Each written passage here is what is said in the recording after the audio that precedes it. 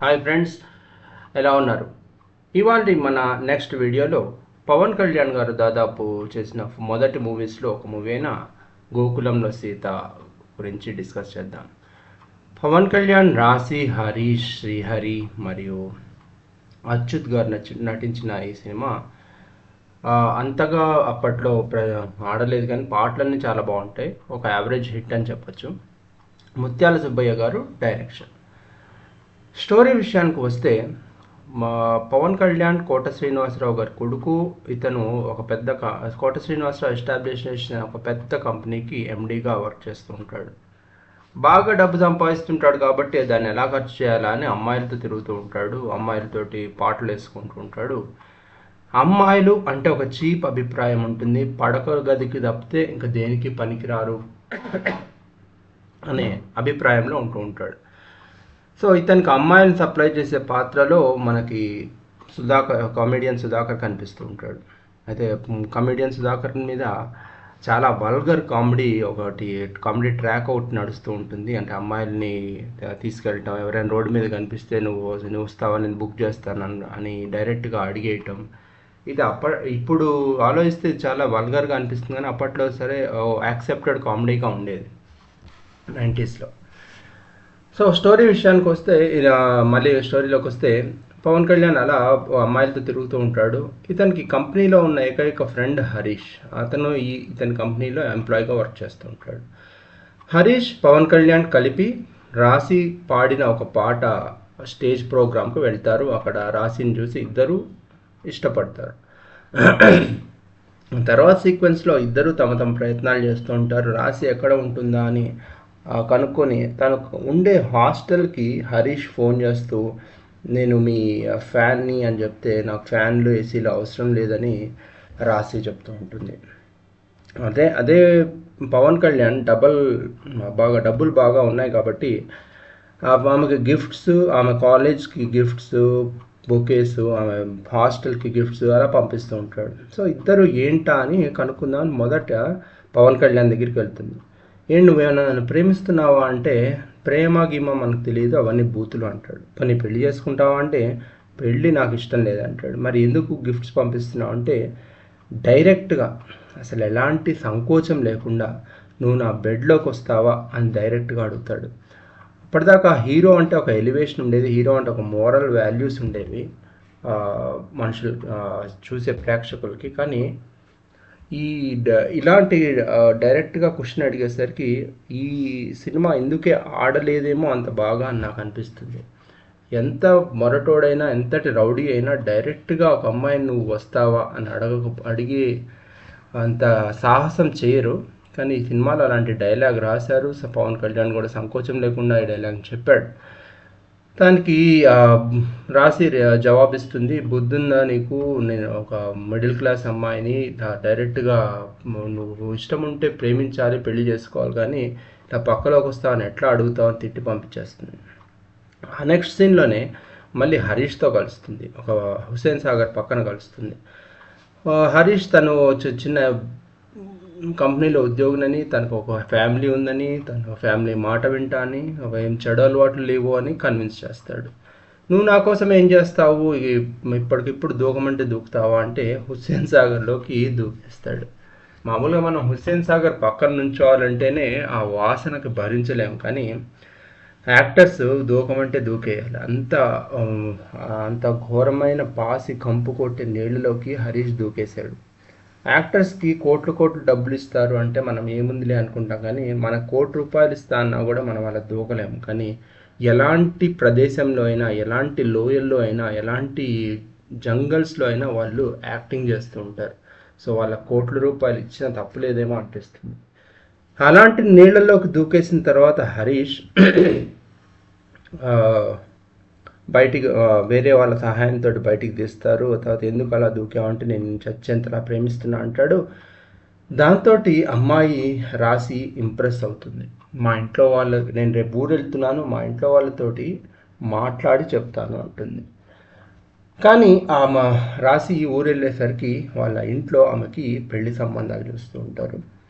వాళ్ళ own relative అయినటువంటి అచ్యుత్ తోటి పెళ్ళి ఫిక్స్ అవుతుంది. నా పెళ్ళి ఫిక్స్ అయిపోయింది అని అప్పట్లో మొబైల్ ఫోన్స్ లేవు కాబట్టి ల్యాండ్లైన్ హరీష్కి ఉందో లేదో తెలీదు. సో రాసి హరీష్కి ఒక ఉత్తరం రాస్తుంది. ఆ ఉత్తరం హరీష్కి చేరేలోపు పెళ్లి సమయం దగ్గర పడుతుంది. సో పెళ్లి సమయం అయిపోవచ్చింది, నేనేం చేయలేను, నాకు ఎలా కాపాడాలో తెలీదు అని పవన్ కళ్యాణ్ హెల్ప్ అడుగుతాడు హరీష్. సరే నాతో రా, నేను మన ఇద్దరం కలిపి అమ్మాయిని తీసుకొద్దామంటాడు పవన్ కళ్యాణ్. కానీ నేను రాను, నువ్వే వెళ్ళి తీసుకురా అంటాడు. ఆ సీనే నాకు అర్థం కాలేదు. బేసికల్లీ ప్రేమించింది హరీష్, పవన్ కళ్యాణ్ ఎందుకు వెళ్ళి తీసుకొస్తాడు? ఒకవేళ తీసుకొచ్చాడు అనుకో, హరీష్ అతనితో పాటు వెళ్ళటానికి ప్రాబ్లం ఏంటి? కారే కదా వెళ్ళేది, బైక్ కాదు కదా. కారులో ముగ్గురు ఖచ్చితంగా పడతారు. మరి హరీష్ ఎందుకు వెళ్ళలేదు అర్థం కాలేదు. ఇది మేబీ సినిమాటిక్ లిబర్టీ అనుకుందాం. ఈ నెక్స్ట్ సీన్లో ఇంకా సినిమాటిక్ లిబర్టీ కనిపిస్తుంది మనకి. ఏంటంటే పవన్ కళ్యాణ్ వెళ్ళి ఒక ఉత్తరం పెళ్లి కూతురుకు అందజేస్తాడు. పెళ్లి కూతురు ఆ ఉత్తరం చదివి, నువ్వు లేకపోతే నేను చచ్చిపోతాను, నీకోసం ఒక కారు పలానా నెంబర్ కారు బయట వెయిట్ చేస్తుంది, నువ్వు వెళ్ళి ఎక్కేస్తే నేను నిన్ను మన ఇద్దరం పెళ్లి చేసుకుందాం అంటాడు అని రాసి ఉంటుంది. ఈ విషయం పెళ్లి కొడుకు అయిన అచ్యుత్తో చెప్తుంది రాసి. అచ్యుత్ ఎంతో సహృదయంతో అర్థం చేసుకొని, అంటే ఇక్కడ అతను పెళ్లి కొడుకు ఈమెని పెళ్లి చేసుకోబోయేవాడు ఎవడో తెలియదు, వాడు వచ్చాడో లేదో తెలియదు, వాడు ఎక్కడున్నాడో తెలియదు, కేవలం ఉత్తరం మాత్రమే కళ్ళ ముందు ఉంది. ఉత్తరాన్ని చూసి నువ్వు ఎలా నీ పెళ్లి కూతురిని సరే వెళ్ళిపో అని చెప్తావు? సరే నువ్వు వెళ్ళిపోమని చెప్పావు, ఆల్ ద బెస్ట్ కూడా చెప్తున్నాడు పెళ్లి కొడుకు. ఆల్ ద బెస్ట్ చెప్పినవాడు కనీసం బయట ఎవరున్నారు, ఎక్కడ కారు వెయిట్ చేస్తుంది, అక్కడ దాకా దిగబెట్టాలనే కామన్ సెన్స్ లేదా? అంత చీకట్లో కూడా నువ్వు వెళ్ళిపో అని చెప్తాడు. రాశి కూడా అంతే ధైర్యంగా వెళ్ళిపోయి కారులో ఎక్కి పలానా నెంబర్ కారులో ఎక్కి కూర్చుని డ్రైవర్ పోనీ అంటుంది. అసలు ఆ కార్ ఎవరిది, కారు ఎవరు తీసుకొస్తున్నారు? ఇది కూడా సినిమాటిక్ లిబర్టీ. ఎందుకు ఎక్కింది, ఆ ఎక్కిన కారులో హరీష్ ఉన్నాడా లేడా ఇవేమీ చూడదు, పోనీ అంటుంది. కారు సగం దూరం వెళ్ళిపోయినాక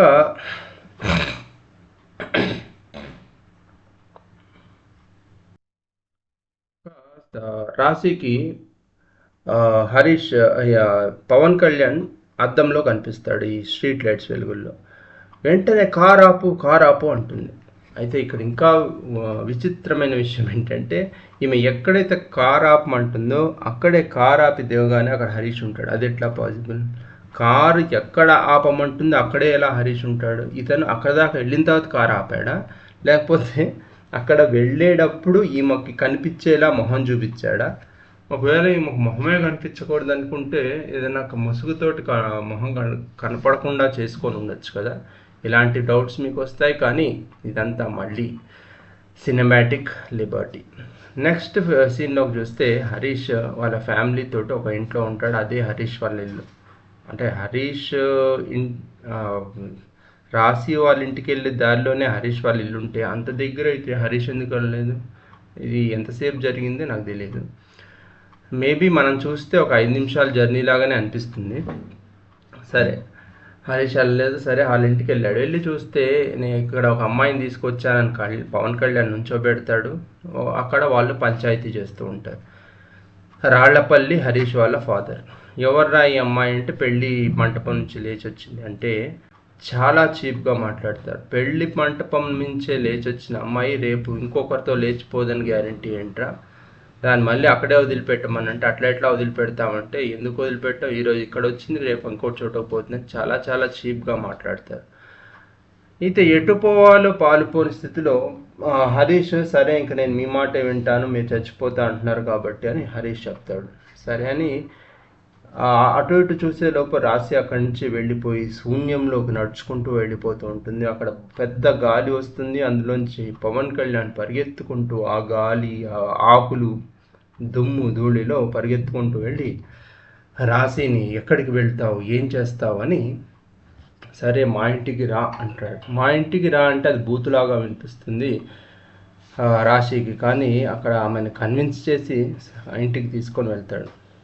రాశి పవన్ కళ్యాణ్ ఇంటికి వెళ్ళిన దగ్గర నుంచి పవన్ కళ్యాణ్ ఫాదర్ అయినటువంటి కోట శ్రీనివాసరావుకి ఈ అమ్మాయి అంటే అనుమానం. ఈ అమ్మాయి ఎవరు ఎందుకు ఇంటికి వచ్చింది ఎక్కడి నుంచి తీసుకొచ్చింది అనే స్టోరీ ఏమీ చెప్పడు పవన్ కళ్యాణ్. డైరెక్ట్గా ఇంటికి తీసుకొస్తాడు. ఇంటికి తీసుకొచ్చిన తర్వాత కొన్ని రోజుల తర్వాత ఇక్కడే మనకి పెళ్లి వెంకటేష్ సౌందర్య చేసిన పెళ్లి చేసుకుందాం స్టోరీ దీనికి చాలా మా దగ్గర సంబంధాలు ఉన్నాయేమో అనిపిస్తుంది. అక్కడ కూడా ఏ దిక్కు లేని సౌందర్యాన్ని తీసుకొచ్చి ఇంట్లో పెట్టుకుంటాడు వెంకటేష్. ఆ తర్వాత కొన్ని రోజులకి ఆమెని తన కంపెనీలోనే ఉద్యోగం ఇస్తాడు. ఆ తర్వాత కొన్ని రోజులకి ఆ అమ్మాయి పైన మనసు పెడతాడు. కానీ ఆ అమ్మాయి సౌందర్య ఇష్టపడదు. ఇలాంటి సేమ్ సీక్వెన్స్లో పెళ్లి చేసుకుందా ఇంకా పెళ్లి చేసుకుందాం ముత్యాల సుబ్బయ్యన చేసింది రవిరాజ పిన్సెట్ట మరి. సో అలా దగ్గర సంబంధాలు ఉంటాయి. సో సేమ్ సీక్వెన్స్లో ఇక్కడ కూడా నడుస్తూ ఉంటుంది. తర్వాత అమ్మాయిని తీసుకొస్తాడు. అయితే ఈ పవన్ కళ్యాణ్ ఫాదర్ అయినటువంటి కోట శ్రీనివాసరావు తన కొడుకునే నమ్మడు. కొడుకు బేవార్స్ జులాయి అమ్మాయిలతో తిరుగుతూ ఉంటాడని గట్టి నమ్మకం ఫాదర్కి. అలా కొన్ని రోజులు జరిగిన తర్వాత అదే ఆఫీస్లో జనరల్ మేనేజర్గా అపాయింట్ చేస్తాడు పవన్ కళ్యాణ్. అదే ఆఫీస్లో హరీష్ రాసి పనిచేస్తూ ఉండగా ఒకరోజు హరీష్ నన్ను ఇప్పటికీ క్షమించావా, నేను ఇంకా నిన్ను ప్రేమిస్తున్నాను, నేను నిన్ను పెళ్లి చేసుకుంటా అంటాడు. సిగ్గు ఎగ్గు లేదు వాడిని చూసి పవన్ కళ్యాణ్ అతని ఉద్యోగం నుంచి తీసేయాల్సింది పోయి అతనికి ఏదో 4 మాటలు నచ్చ చెప్పి మళ్ళీ పోతాడు. మళ్ళీ మన ఇద్దరం ఫ్రెండ్స్ అంటాడు. ఈ సీక్వెన్స్ నాకు అస్సలు అర్థం కాలేదు. ఒక పక్క ఫ్రెండ్ అని తెలుసు, వాడు చేసిన దరిద్రపు పని ఏంటో తెలుసు, ఒక అమ్మాయిని తీసుకొని రమ్మని చెప్పి మధ్యలో నేను పెళ్లి చేసుకోను అని వదిలేసాడని తెలుసు. అతన్ని మరి వాళ్ళ కంపెనీలోంచి ఎందుకు తీసేయడో తెలియదు. అలా కంటిన్యూ అవుతుంటే మళ్ళీ ఈ అమ్మాయిని ఇబ్బంది పెట్టడం చూస్తాడు పవన్ కళ్యాణ్. అయినా కూడా అతన్ని ఏమీ అనకుండా ఉంటాడు. కొన్ని రోజుల తర్వాత రాశి ఏ విషయంలో రాశిని మనసు పడ్డాడో, రాశిని ఇష్టపడ్డాడో తెలియదు. కానీ పవన్ కళ్యాణ్ అనే ఒకే ఒక డైలాగ్ ఏంటంటే, ఈ సినిమాలో కూడా పవన్ కళ్యాణ్ పేరు పవన్ కళ్యాణే. ఏ విషయంలో ఇంప్రెస్ అయ్యాడో తెలియదు కానీ అంటే పవన్ కళ్యాణ్ చెప్పే డైలాగ్ ఏంటంటే, పడక సుఖానికి రమ్మంటే రాలేదు, ఈమెది చాలా గొప్ప వ్యక్తిత్వం అంటాడు. అదేంటి నాకు అర్థం కాలేదు. పెళ్లి చేసుకున్న అమ్మాయిని రమ్మంటున్నావా, పెళ్లి చేసుకున్న అమ్మాయిని రమ్మంటున్నావా, లేకపోతే ఆమె ఏమన్నా ఒక ప్రోతల పని చేస్తుందా? ఏమి కాదు, ఆమె ఒక సాధారణమైన మా అమ్మాయి. ఎవరిని పిలిచినా వాళ్ళకి అదే వ్యక్తిత్వం ఉంటుంది. నువ్వు రాశిని గొప్ప వ్యక్తిత్వం, రాశిని గొప్ప వ్యక్తిత్వం అండర్ వాట్ సెన్స్ అంటున్నాడో నాకు అర్థం కాలేదు. జస్ట్ నువ్వు పిలిచావు కాబట్టి రాలేదు కాబట్టి గొప్ప వ్యక్తిత్వమా ఏం నాకు అర్థం కాలేదు.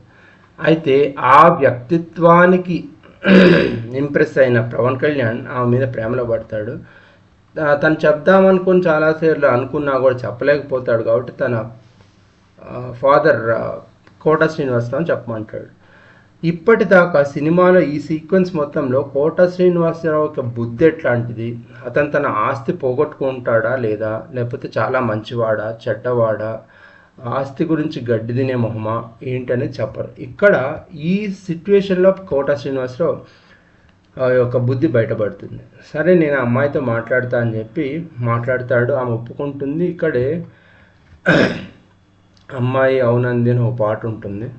ఊ అంది పిల్లో హల్లో, ఊ అంది అమ్మాయి, ఊ అంది అంటే అమ్మాయి ఎస్ అనింది అని ఒక ఊ అంది పిల్లో అమ్మో హైలెస్సా అంటూ ఓ పాట వస్తుంది. ఆ పాట తర్వాత కోట శ్రీనివాసరావు అడుగుతాడు, ఆమె ఒప్పుకుంటుంది. సరే మనం షాపింగ్కి వెళ్దాం పదా, శుభలేఖలు కొట్టిద్దాం పదా అని చెప్పి రాశిని తీసుకెళ్తాడు కోట శ్రీనివాసరావు. ఈవెన్ ఎక్కడికి తీసుకెళ్తున్నాడో అర్థం కాదు పవన్ కళ్యాణ్కి.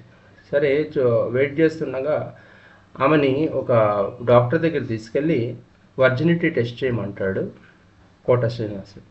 దాంతో ఆమెకు చిరాకు పడిపోయి రాశి ఏం జరిగిందో తెలియని పవన్ కళ్యాణ్ తర్వాత ఫాదర్ వచ్చిన తర్వాత ఏంటి విషయం అంటే, ఏం లేదురా అమ్మాయి 10 మందితో తిరిగిందంట, ఆమె ఒప్పుకుందంట అని చెప్పి చెప్తాడు. దానికి నీకేమైనా బుద్ధుందా, అట్లాంటి అమ్మాయిని నువ్వు అలాంటి క్వశ్చన్ అడుగుతావా అంటే, ఇంతకీ పవన్ కళ్యాణ్కి ఆ అమ్మాయి గురించి ఏం తెలుసు, ఆమెతో కనీసం ఎప్పుడు 10 నిమిషాలు మాట్లాడినోడు కూడా కాదు, ఆఫీస్కి వెళ్ళటం ఇంటికి రావటం తప్పితే. సో ఆ తర్వాత మళ్ళీ క్షమాపణ అడుగుదామని పవన్ కళ్యాణ్ రాశి వాళ్ళ ఇంటికి వెళ్తాడు. అక్కడే అచ్యుత్ కనిపిస్తాడు. అచ్యుత్ రాశి వెళ్ళిపోయిందని చెప్పి వాళ్ళ సిస్టర్ని పెళ్లి చేసుకుంటాడంట అదే ముహూర్తానికి. ఈ విషయం సినిమాలో ఏం చూపించరు. ఆ తర్వాత ఏంటి సార్ మా నాన్న ఇలా అన్న వర్జినిటీ టెస్ట్ చేయించాడంట, అది నాకు తెలియదు సారీ అంటే అతన్ని మెడబెట్టి బయటికి గంటిస్తాడు. అక్కడి నుంచి బయటికి వెళ్ళిపోయిన పవన్ కళ్యాణ్ అక్కడి నుంచి ఒక ఎపిసోడ్ చూపిస్తాడు. సత్యాగ్రహం, మౌన పోరాటం. అంటే అది బయటే కూర్చొని వర్షం పడుతూ ఉంటుంది, తడుస్తూ ఉంటాడు, అన్నం తీసుకొస్తాడు. వాళ్ళ పని అయినటువంటి మల్లికార్జునరావు అన్నం తీసుకొస్తాడు, అన్నాన్ని సిరగొడతాడు. దాదాపు అది వారమో 2 వారాలు ఎన్ని రోజులు ఉంటాడు తెలియదు, కానీ పవన్ కళ్యాణ్ అయితే అన్నం తినడు. దాదాపు వారం రోజులు అన్నం తిన్న ఒక వ్యక్తి లేచి నుంచోవడం కూడా కష్టం, కానీ పవన్ కళ్యాణ్ హీరో. సో ఆ తర్వాత రాశిని పెళ్లి చూపులు చూసుకోవడానికి వస్తాడు శ్రీహరి. శ్రీహరి ఈ బయట నుంచున్న పవన్ కళ్యాణ్ని కొట్టే ప్రయత్నం చేస్తాడు. తర్వాత ఇక్కడెక్కడ ప్రతిఘటించాడు పవన్ కళ్యాణ్. తర్వాత అతన్ని మీద కిరోసిన్ పోసి నిప్పంటించే కూడా వదులుతారు, కానీ వేరే చుట్టుపక్కల వచ్చి ఆపుతారు. ఇక్కడ కూడా ప్రతిఘటించాడు పవన్ కళ్యాణ్. తర్వాత రాశిని బలవంతాన పెళ్లి చేసుకొని వెళ్ళిపోవటానికి ప్రయత్నిస్తున్నప్పుడు అప్పుడు ప్రతిఘటించి ఫైటింగ్, అక్కడ కూడా కాదు, అతన్ని తీసుకెళ్ళిపోయి రాశిని పెళ్లి మంటపంలో ఉండగా అక్కడ ప్రతిఘటిస్తాడు, అక్కడ ఫైటింగ్ చేస్తాడు. అక్కడ బరివీర భయంకరంగా పోరాడతాడు, ఫైటింగ్ చేస్తాడు, కిందకు దూకుతాడు, పైన దూకుతాడు. ఒక వారం రోజులు తిండి తిప్పలు లేకుండా దాదాపు శవంలాగా ఉండే పవన్ కళ్యాణ్ ఇట్లా ఎలా ఫైటింగ్ చేశాడు అనే క్వశ్చన్ మనం అడగకూడదు. ఇక్కడ మళ్ళీ సినిమాటిక్ లిబర్టీ వాడేసుకున్నాడు డైరెక్టర్. సో అలా పోరాడేసి రాశిని మళ్ళీ పెళ్లి చేసుకుంటాడు పవన్ కళ్యాణ్. అలా సినిమా ముగుస్తుంది. That is the story decode for the day. Next వీడియోతో మళ్ళీ కొడుద్దాం. అప్పటిదాకా హ్యాపీగా ఉండండి. Signing off Hari.